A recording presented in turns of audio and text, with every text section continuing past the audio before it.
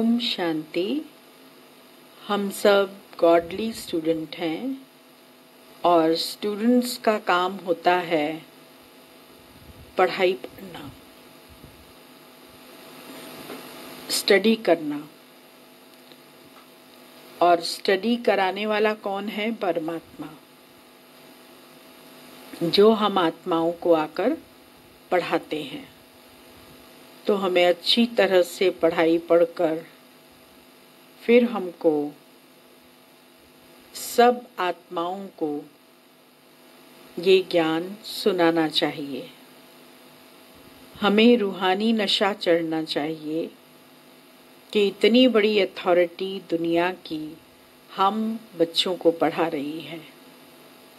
तो हम मुरली जब रेगुलर पढ़ते हैं तो मुरली के 2-3 पॉइंट्स को अपने पास नोट करके रखना चाहिए और थोड़ी थोड़ी देर के बाद वो निकाल कर हम पढ़ लें, जिससे हमें मुरली हमारी रिवाइज भी हो जाए और स्मृति में भी वो बात आ जाए। इससे जितना हम पढ़ाई पर अटेंशन देंगे उतना औरों को भी सहज पढ़ा सकेंगे। 20 तारीख की वाणी है। मीठे बच्चे, धंधा आदि करते भी सदा अपनी गॉडली स्टूडेंट लाइफ और स्टडी याद रखो। स्वयं भगवान हमको पढ़ाते हैं, इस नशे में रहो। प्रश्न है, जिन बच्चों को ज्ञान अमृत हजम करना आता है उनकी निशानी क्या होगी? उत्तर, उन्हें सदा रूहानी नशा चढ़ा रहेगा और उस नशे के आधार पर सबका कल्याण करते रहेंगे। कल्याण करने के सिवाय दूसरी कोई बात करना भी उन्हें अच्छा नहीं लगेगा। कांटों को फूल बनाने की ही सेवा में बिजी रहेंगे। ओम शांति। अब तुम बच्चे यहाँ बैठे हो, यह भी जानते हो कि अभी हम पाठधारी हैं। 84 जन्मों का चक्कर पूरा किया है। यह तुम बच्चों की स्मृति में आना चाहिए। जानते हो कि बाबा आया हुआ है हमको फिर से राज्य भाग कराने का, तमो प्रधान से सतो प्रधान बनाने का। यह बातें सिवाय बाप के और कोई नहीं समझाएंगे। तुम जब यहाँ बैठते हो तो तुम जैसे स्कूल में बैठे हो, बाहर हो तो स्कूल में नहीं हो। जानते हो यह ऊंच ते ऊंच रूहानी स्कूल है। रूहानी बाप बैठ पढ़ाते हैं। पढ़ाई तो बच्चों को याद आनी चाहिए ना। जो पढ़ाई पढ़ते हैं वो पढ़ाई निरंतर याद आनी चाहिए। यह भी बच्चा ठहरा। इनको अथवा सभी को सिखलाने वाला वह बाप है। सब मनुष्य मात्र की आत्माओं का बाप वह है। वह आकर शरीर का लोन लेकर तुमको समझा रहे हैं। रोज समझाते हैं। यहाँ जब बैठते हो तो बुद्धि में स्मृति रहनी चाहिए कि हमने 84 जन्म लिए हैं। हम विश्व के मालिक थे, देवी देवता थे, फिर पुनर्जन्म लेते लेते आकर पट पड़े हैं। भारत कितना सॉल्वेंट था, सारी स्मृति आई है। भारत की ही कहानी है, साथ साथ अपनी भी। अपने को फिर भूल न जाओ। हम स्वर्ग में राज्य करते थे, फिर हमको 84 जन्म लेने पड़े। यह सारा दिन स्मृति में लाना पड़े। बाबा कहते हैं हमेशा स्मृति में रखो कि हम आत्माएं 84 जन्म लेकर अंत में आकर के तमो प्रधान बनी हैं। कैसे हम आत्माओं ने 84 जन्म लिए? हम देवी देवता थे, सतो प्रधान थे, धीरे धीरे नीचे उतरते उतरते आकर तमो प्रधान बन गए। अपने को फिर भूल न जाओ। हम स्वर्ग में राज्य करते थे, फिर हमको 84 जन्म लेने पड़े। यह सारा दिन स्मृति में लाना पड़े। धंधा आदि करते स्टडी तो याद आनी चाहिए ना। कैसे हम विश्व के मालिक थे, फिर हम नीचे उतरते आए। बहुत सहज है, परंतु यह याद भी कोई को रहती नहीं है। आत्मा पवित्र न होने के कारण याद खिसक जाती है। हमको भगवान पढ़ाते हैं, यह याद खिसक जाती है। हम बाबा के स्टूडेंट हैं। बाबा कहते रहते हैं, याद की यात्रा पर रहो। बाबा हमको पढ़ाकर यह बना रहे हैं। सारा दिन यह स्मृति आती रहे। बाप की स्मृति दिलाते हैं। यही भारत था ना। हम सो देवी देवता थे, सो अब असुर बने हैं। पहले तुम्हारी भी बुद्धि आसुरी थी, अब बाप ने ईश्वरीय बुद्धि दी है। परंतु फिर भी कोई कोई की बुद्धि में बैठता नहीं, भूल जाते हैं। बाप कितना नशा चढ़ाते हैं। तुम फिर से देवता बनते हो तो वह नशा रहना चाहिए ना। हम अपना राज्य ले रहे हैं, हम अपना राज्य करेंगे। कोई को तो बिल्कुल नशा चढ़ता नहीं है। ज्ञान अमृत हजम ही नहीं होता। जिन्हें नशा चढ़ा हुआ होगा उन्हें किसका कल्याण करने के सिवाय दूसरी कोई बात करना भी अच्छा नहीं लगेगा। फूल बनाने की सर्विस में ही लगे रहेंगे। हम पहले फूल थे, फिर माया ने कांटा बना दिया, अब फिर फूल बनते हैं। ऐसी ऐसी बातें अपने से करनी चाहिए। इस नशे में रह तुम किसको भी समझाएंगे तो झट कोई को तीर लगेगा। भारत गार्डन ऑफ अल्लाह था, अब पतित बन गया है। हम ही सारे विश्व के मालिक थे। कितनी बड़ी बात है। अभी फिर हम क्या बन गए हैं, कितना गिर गए। हमारे गिरने और चढ़ने का यह नाटक है। यह कहानी बाप बैठ सुनाते हैं। वह है झूठी, यह है सच्ची।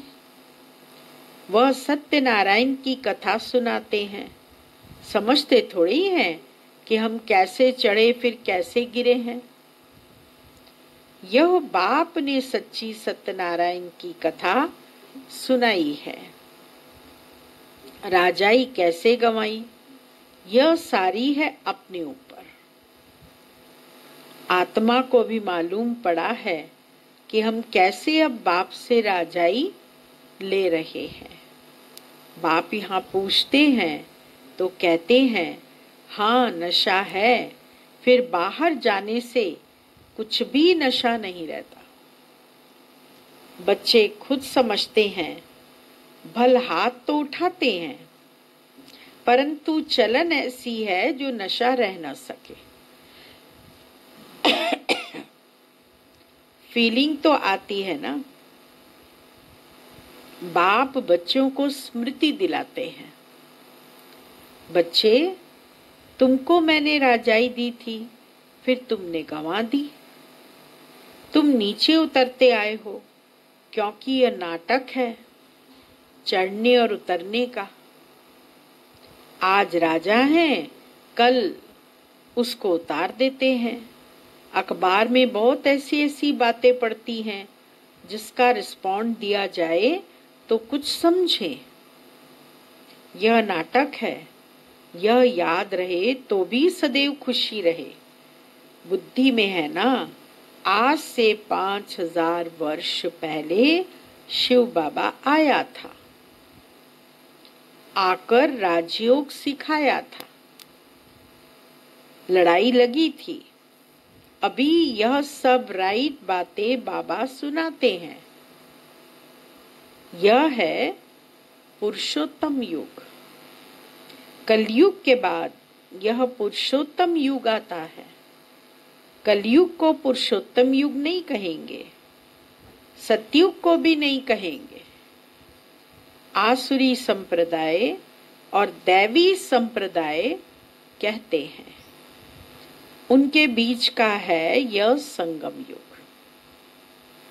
जबकि पुरानी दुनिया से नई दुनिया बनती है। नई से पुरानी होने में सारा चक्र लग जाता है। अभी है संगम युग। सतयुग में देवी देवताओं का राज्य था, अब वह है नहीं। सतयुग में राज्य था देवी देवताओं का, अब तमो प्रधान दुनिया हो गई तो प्रजा का राज्य हो गया। बाकी अनेक धर्म आ गए हैं। यह तुम्हारी बुद्धि में रहता है। बहुत हैं जो 6-8 मास 12 मास पढ़कर फिर गिर पड़ते हैं, फेल हो पड़ते हैं। भल पवित्र बनते हैं परंतु पढ़ाई भी करते तो फंस पड़ते हैं। सिर्फ पवित्रता भी काम नहीं आती है, ऐसे बहुत सन्यासी भी हैं। वह सन्यास धर्म छोड़ जाए गृहस्थी बन जाते हैं, शादी आदि कर लेते हैं। तो अब बाप बच्चों को समझाते हैं।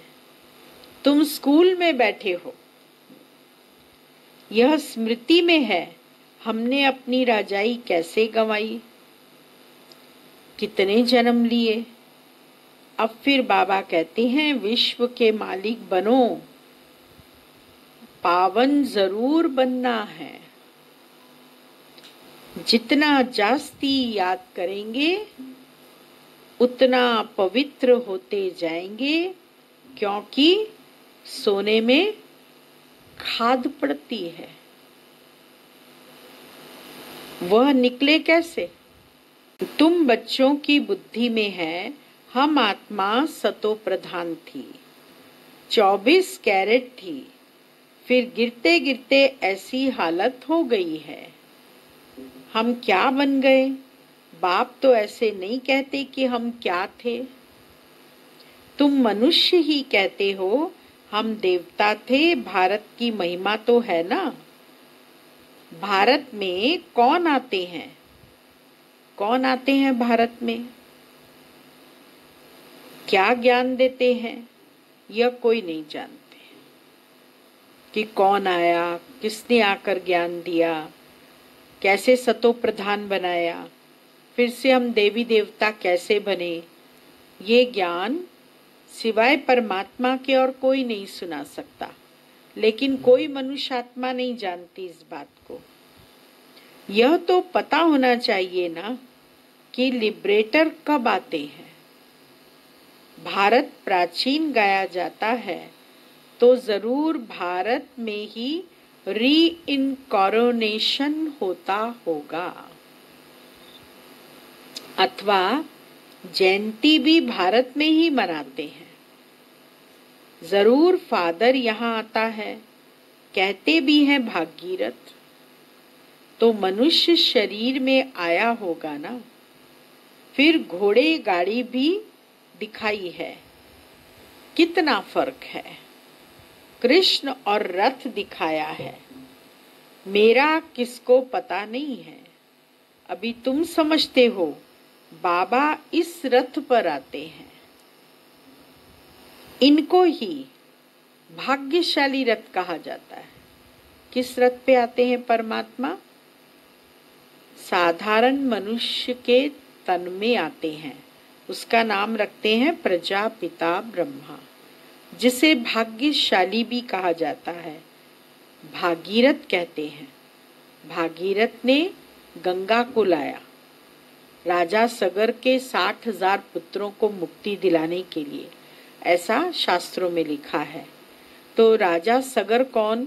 वास्तव में परमात्मा की हम सब आत्माएं बच्चे हैं। हम सबको मुक्ति और जीवन मुक्ति की प्राप्ति कराने के लिए प्रजापिता ब्रह्मा के माध्यम से शिव बाबा ने आकर हमको ज्ञान सुनाया और ज्ञान सुनाकर हमारी गति सद्गति की। इसीलिए ब्रह्मा को भाग्यशाली रथ कहा जाता है। ब्रह्मा सु विष्णु, ब्रह्मा से विष्णु बनना और विष्णु से ब्रह्मा, कितना सहज है। ब्रह्मा से विष्णु बने। जब साधारण मनुष्य तन था तो तपस्या की, योग लगाया, राजयोग सीखा, तब जाकर विष्णु बने और फिर विष्णु से ब्रह्मा बने। विष्णु से ब्रह्मा बनने में 5,000 साल लग गए। सतयुग, त्रेता, द्वापर, कलयुग सब क्रॉस करते हुए आकर के संगम युग पर साधारण रूप लेकर ब्रह्मा बन गए। तो बाबा कहते ब्रह्मा सो विष्णु, चित्र में कितना क्लियर है। दोनों का चित्र है। उस चित्र में, त्रिमूर्ति चित्र में भी आप देख लो, ब्रह्मा भी है और विष्णु भी है। तो दोनों का कितना क्लियर है समझानी। त्रिमूर्ति के ऊपर शिव, यह शिव का परिचय किसने दिया? परमात्मा शिव का परिचय किसने दिया? बाबा ने ही बनवाया ना। अभी तुम समझते हो बाबा इस ब्रह्मा रथ में आए हैं। ब्रह्मा सो विष्णु, विष्णु सो ब्रह्मा, यह भी बच्चों को समझाया है।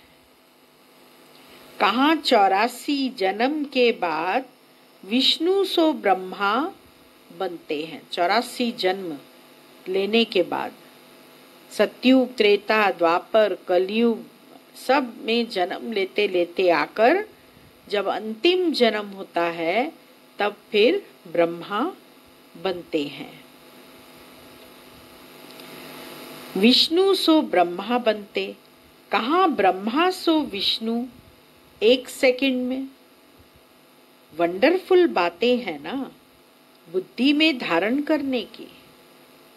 पहले पहले समझाना होता है। बाप का परिचय, परमात्मा का परिचय देना बहुत जरूरी है। मैं कौन हूँ, मैं कैसे परमात्मा को पहचानूं, उसका क्या रूप है, कहाँ कहाँ रहने वाला है, कैसे उसको याद किया जाए। पहले पहले समझाना होता है बाप का परिचय। भारत स्वर्ग था जरूर, हेवनली गॉड फादर ने स्वर्ग बनाया होगा। यह चित्र तो बड़ा फर्स्ट क्लास है। समझाने का शौक रहता है। बाप को भी शौक है। तुम सेंटर्स पर भी ऐसे समझाते रहते हो। यहाँ तो डायरेक्ट बाप है। बाप आत्माओं को बैठ समझाते हैं। आत्माओं के समझाने और बाप के समझाने में फर्क तो जरूर रहता है। इसीलिए यहाँ सन्मुख आते हैं सुनने लिए। बाप ही घड़ी घड़ी बच्चे बच्चे कहते हैं। भाई भाई का इतना असर नहीं रहता जितना बाप का रहता है। यहाँ तुम बाप के सन्मुख बैठे हो। आत्माएं और परमात्मा मिलते हैं तो इसको मेला कहा जाता है। आत्मा परमात्मा का मेला लगता है इस संगम युग पर। बाप सन्मुख बैठ समझाते हैं तो बहुत नशा चढ़ता है। समझते हैं बेहद का बाप कहते हम उनका नहीं मानेंगे।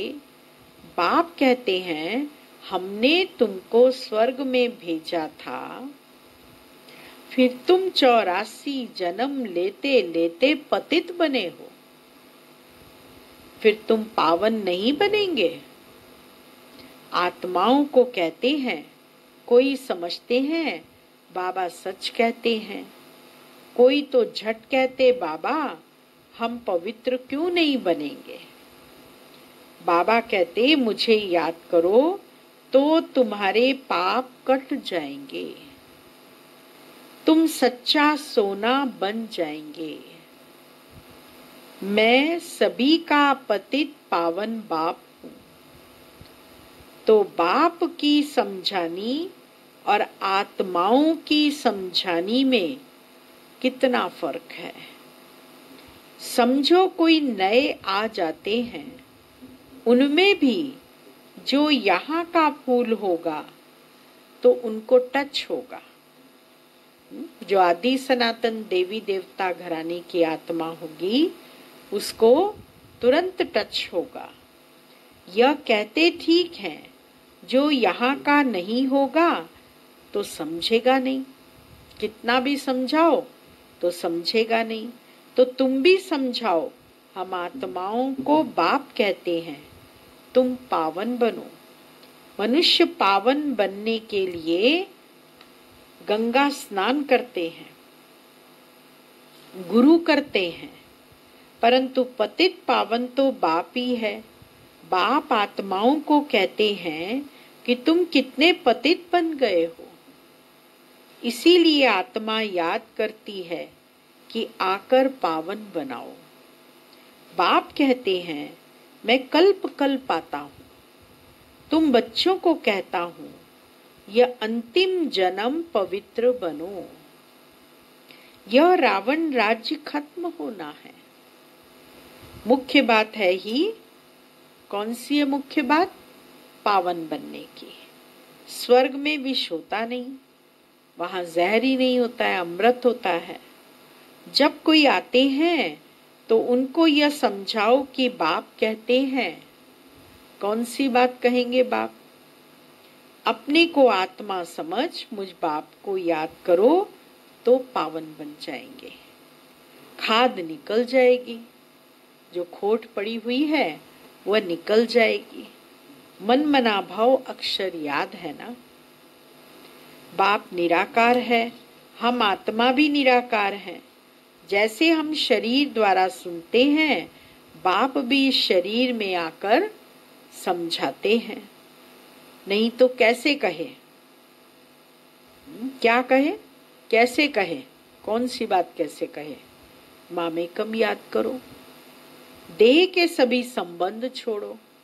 जरूर यहाँ आते हैं, ब्रह्मा में प्रवेश करते हैं, प्रजापिता प्रैक्टिकल में है। इन द्वारा हमको बाप ऐसे कहते हैं। हम बेहद के बाप की ही मानते हैं। वह कहते पावन बनो, पतितपना छोड़ो, पुरानी देह के अभिमान को छोड़ो, मुझे याद करो, अंतमति सो गति हो जाएगी। जो तुम्हारा अंत में विचार होगा वही तुम्हारी गति होगी। इसीलिए बाबा कहते तुम लक्ष्मी नारायण बन जाएंगे।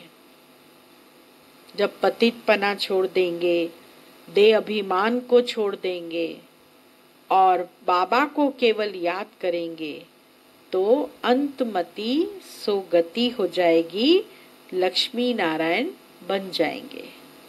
बाप से बेमुख करने वाला मुख्य अवगुण है। अवगुण कौन सा है जो बाबा से बेमुख करता है? एक दूसरे का पर चिंतन करना, ईवल बातें सुनना और सुनाना। बाप का डायरेक्शन है तुम्हें ईवल बातें सुननी नहीं है। इनकी बात उनको, उनकी बात इनको सुनाना, यह धूतीपना तुम बच्चों में नहीं होना चाहिए। इसकी उसकी तेरी मेरी ये कहानी वो कहानी नहीं सुनानी चाहिए। इस समय दुनिया में सभी विपरीत बुद्धि है ना, सिवाय राम के दूसरी कोई बात सुनाना उसको धूतीपना कहा जाता है। अब बाप कहते हैं यह धूतीपना छोड़ो, ये धूतीपना छोड़ो। तुम सभी आत्माओं को बताओ कि हे सीताएं, तुम एक राम से योग लगाओ। तुम हो मैसेंजर, यह मैसेज दो कि बाप ने कहा है मुझे याद करो। बस इस बात के सिवाय बाकी सब है धूतीपना। बाप सब बच्चों को कहते हैं धूतीपना छोड़ दो। सभी सीताओं का एक राम से योग जुड़वाओ। केवल एक राम को याद करें सीताएं। तुम्हारा धंधा ही यह है, बस यह पैगाम देते रहो, सबको यह संदेश देते रहो।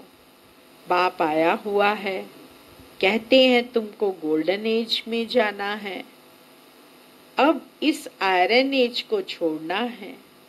तुमको वनवास मिला हुआ है, जंगल में बैठे हो ना। वन जंगल को कहा जाता है।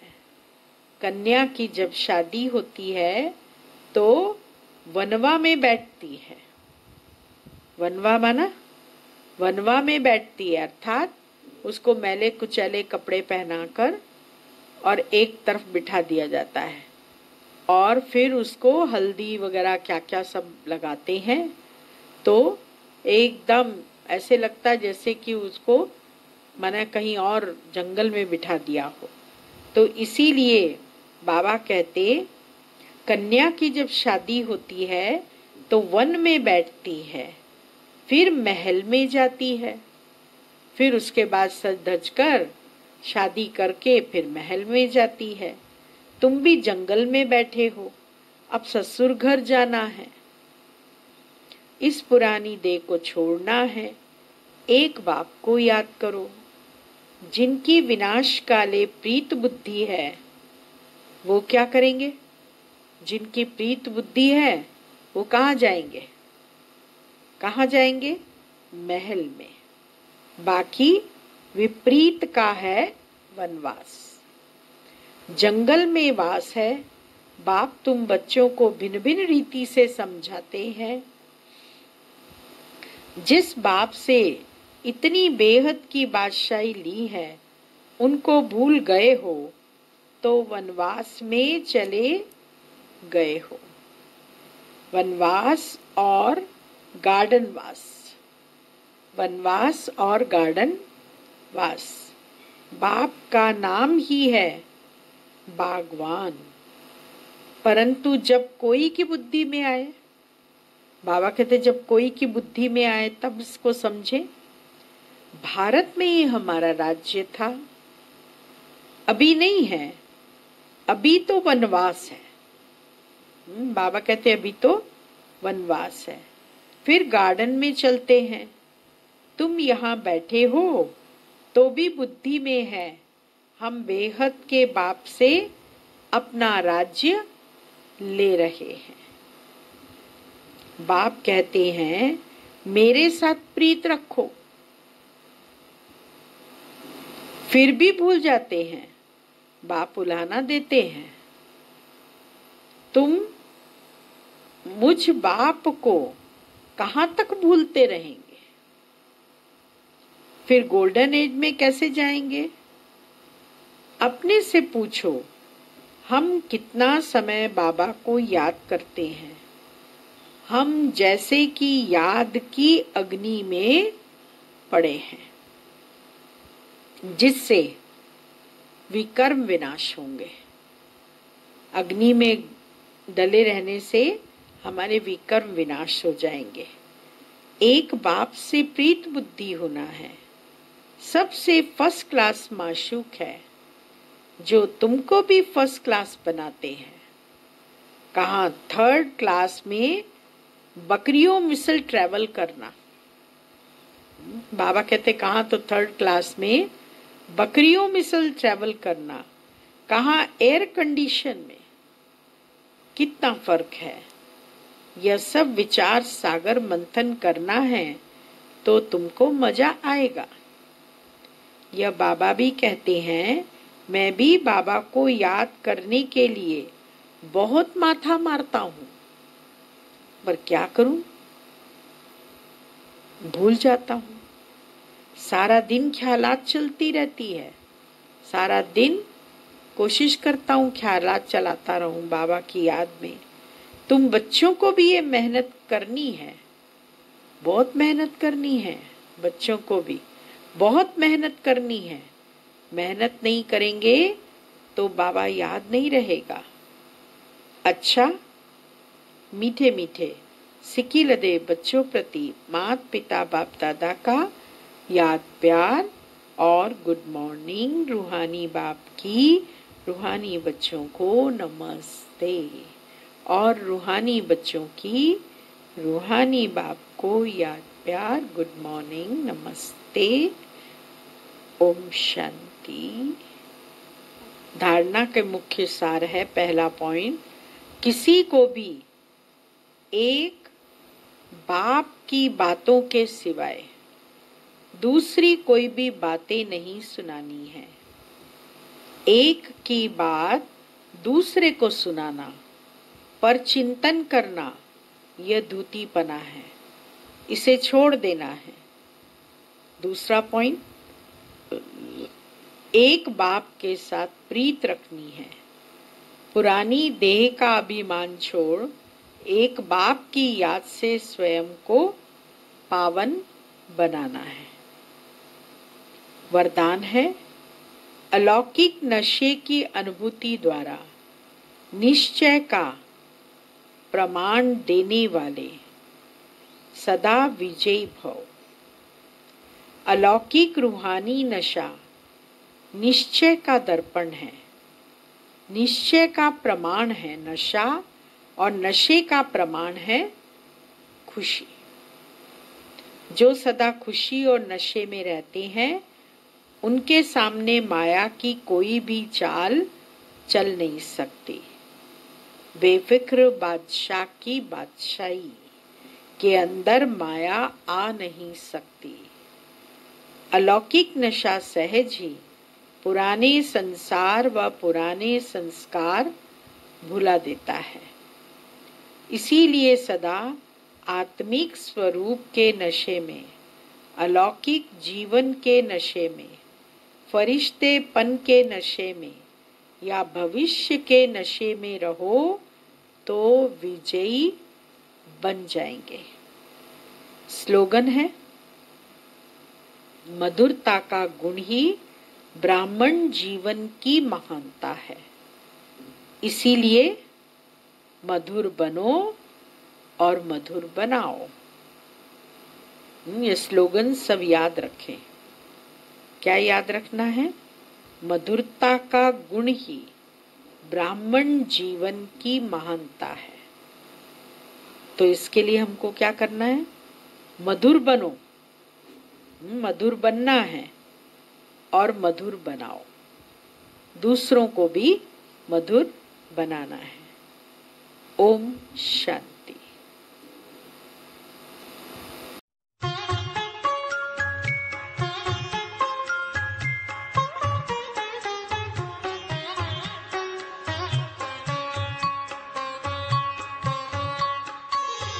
महाज्योति को याद करो हे योगी बड़े प्यार से। महाज्योति को याद करो हे योगी बड़े प्यार से। बन के फरिश्ता उड़ चलो,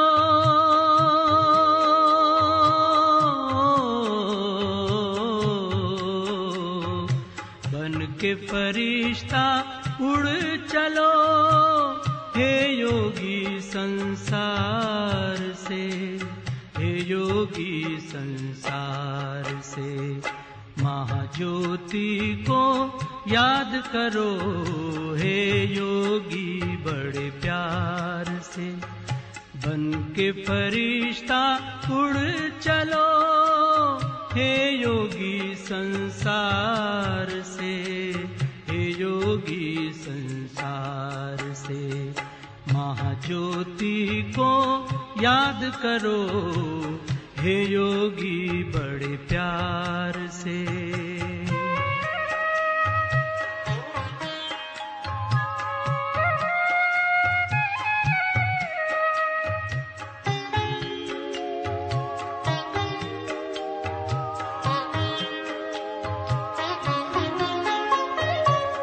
ज्योति की वो दुनिया है न्यारी, शांति वहाँ की लगती है प्यारी, शांति वहाँ की लगती है प्यारी। ज्योति की वो दुनिया है न्यारी, शांति वहाँ की लगती है प्यारी, शांति वहाँ की लगती है प्यारी। बुला रहा है पिता तुम्हारा, हो बुला रहा है पिता तुम्हारा, अपनी मीठी पुकार से, अपनी मीठी पुकार से। महाज्योति को याद करो, हे योगी बड़े प्यार से। बन के फरिश्ता उड़ चलो, हे योगी संसार से, हे योगी संसार से।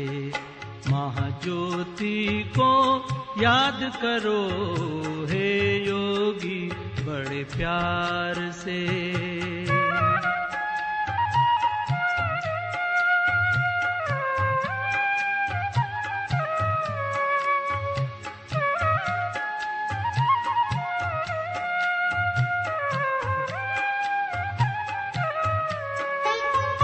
हो उपराम इस तन से, मुक्त हो जा सारे बंधन से, मुक्त हो जा सारे बंधन से। हो उपराम इस तन से, मुक्त हो जा सारे बंधन से, मुक्त हो जा सारे बंधन से। इस आवाज की दुनिया से चल, हो इस आवाज की दुनिया से चल, सज के दीग श्रृंगार से, सज के दीग श्रृंगार से। महाज्योति को याद करो, हे योगी बड़े प्यार से। बन के फरिश्ता उड़ चलो,